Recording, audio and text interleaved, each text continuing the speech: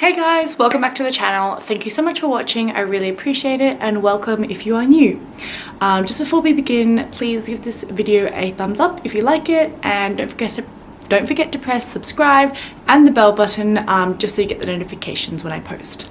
So today I'm doing an advice video because I was requested to do a video talking about visas, moving country, and kind of everything that comes with that, since I have obviously been traveling around and moving a bit from my videos.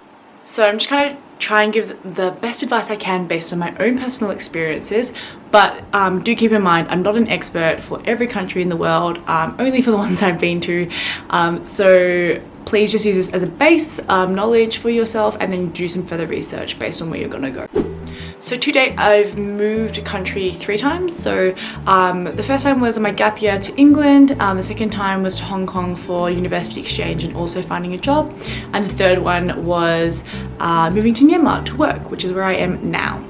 So moving to the UK, I won't really talk about that much because that was simply just me going through a program. I've talked about that in another video, and I put it down below in the description, so if you want to check that out and understand a bit more about that, go for it.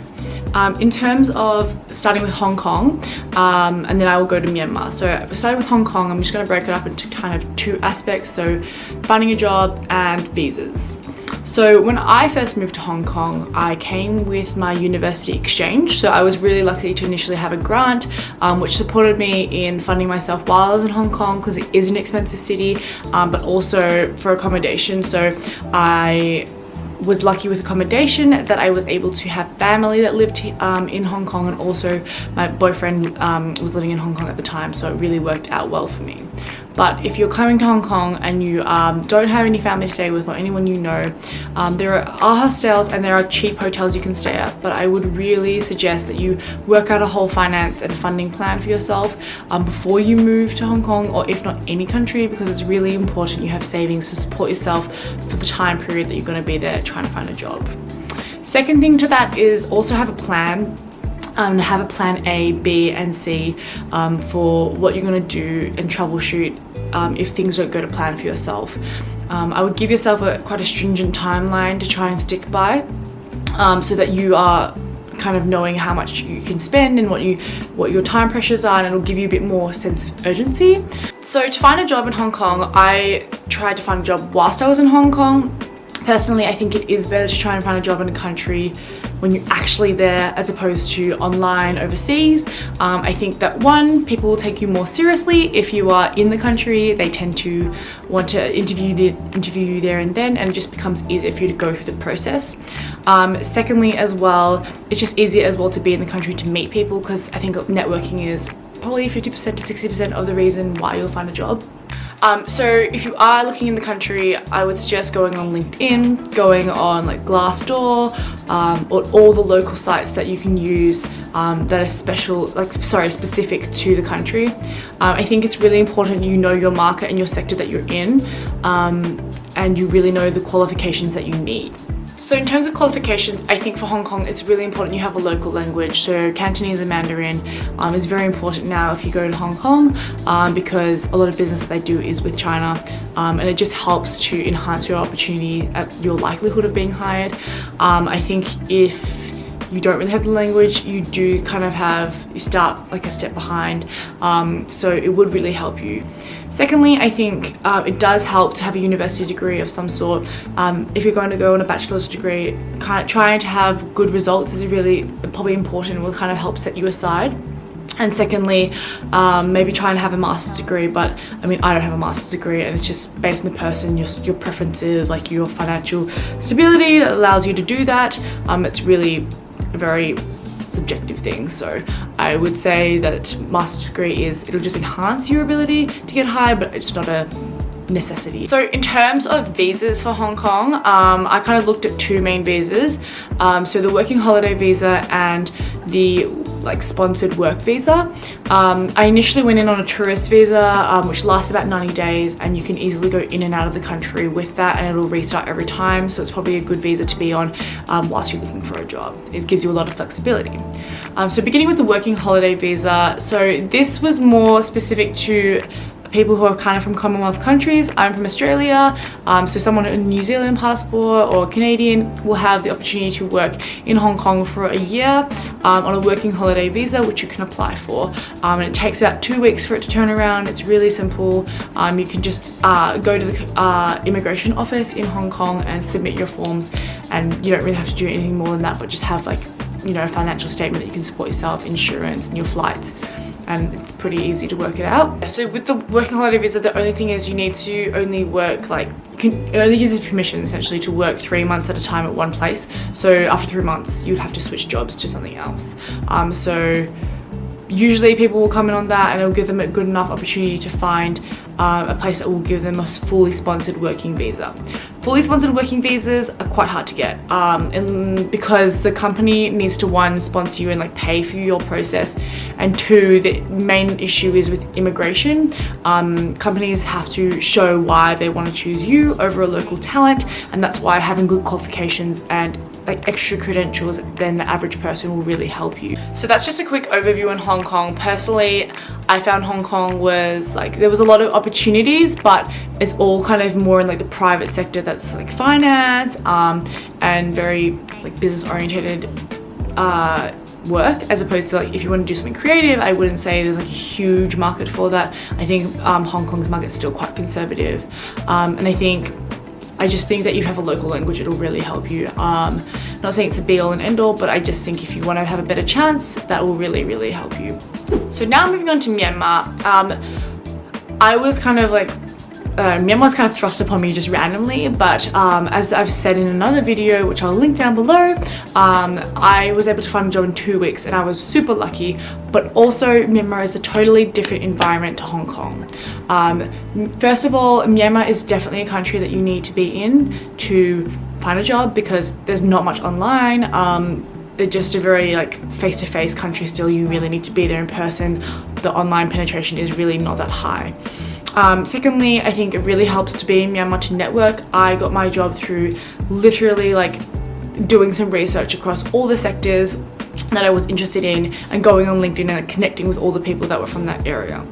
People in Myanmar are super nice, and their community is really, really lovely. Like I was able to just meet up with people that are from the same university or the same like place in Australia as me, and it was really nice to meet someone that I had common ground with, and they were really willing to share so much information. So I would definitely recommend trying to find people when you go to a new country that have some sort of like similarity to you from home, and it'll just give you that ability to engage with someone, to find out something new and find out a bit more like how you would penetrate the market and, you know, what the job market is really like. So in terms of qualifications for Myanmar, there's pretty much split into like private sector, public sector.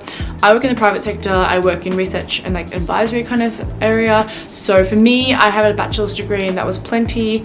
I think it's more about the skill set of the person as opposed to like all your like deep qualifications professionally. You know, if you have the hard and soft skills and you can really make an impact, then I think in somewhere like Myanmar, that's just a developing country, you'll do really well. In terms of public sector, I don't know too much, but I know enough to know that you do kind of need a master's degree to get a job in public sector, I think anywhere. This is just what I've like heard and spoken to people about, but I may not be right, so do not quote me on it.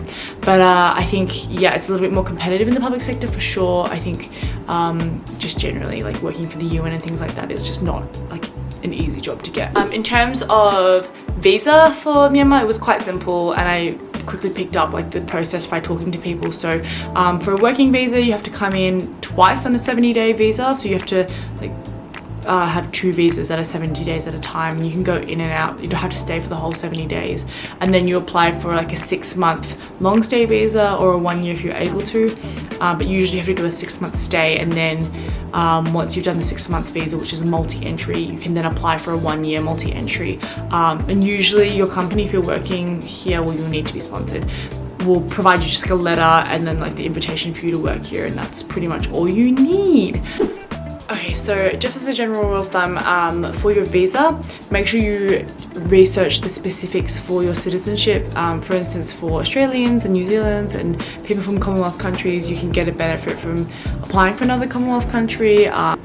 definitely research, because you'll find out something new that you didn't know, and it's good to be informed rather than find out later when you could have made it easier for yourself. In terms of job hunting, I think a few things. So one, do your research and really understand the market that you're going into. I cannot emphasize that enough.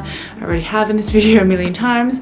Secondly, connect with people that are from similar backgrounds from you when you're going to a new country, because it will really help you, one, feel settled, and two, find your bearings and understand like how, I guess, the job market works and what the right way to do things is. And coming off that, it'll also give you new leads and networking that will potentially help you find a job. Most likely will. 3, be flexible and be adaptable. I think it's really important, as I said, to have a plan, but I think it's so important, more than that, to know exactly what your, I guess, limits are, but also stay flexible within that, because I think that when you get your first job or something that you're going into, like for instance in Myanmar, it might not be on offer for you straight away because you need to learn more about the country, but it's always good to have an open mind to see the long term, where one job can get you to another place and get your foot in the door to other opportunities. So just keep that in mind. And lastly, I think just try and be creative or explore new things whilst you're looking for a job and doing this whole visa process, because it can get really stressful and all consuming, and I think it's always good to keep learning and growing and having new knowledge. Overall, I think if you had the ambition and hunger to grow, you're always going to find and do well or accomplish what you need to. Moving to a different country and going through the visa process is always scary. As much as you might research or watch these videos to find out more, it's never going to be like really smooth sailing. So be prepared to be adaptable and be prepared to change your plans a little bit, because at the end of the day, I think things might not always go to plan. Anyway, I really hope you enjoyed the video and you got something out of it. Please let me know if there's more that you want to know. I can either personally message you or try and make another video if there's a lot more content that you want to know. I hope that I covered enough and it was informative enough. So thanks so much for watching again, guys. Don't forget to like and subscribe. I'll see you next week. An exciting video next week. Just you wait. Bye.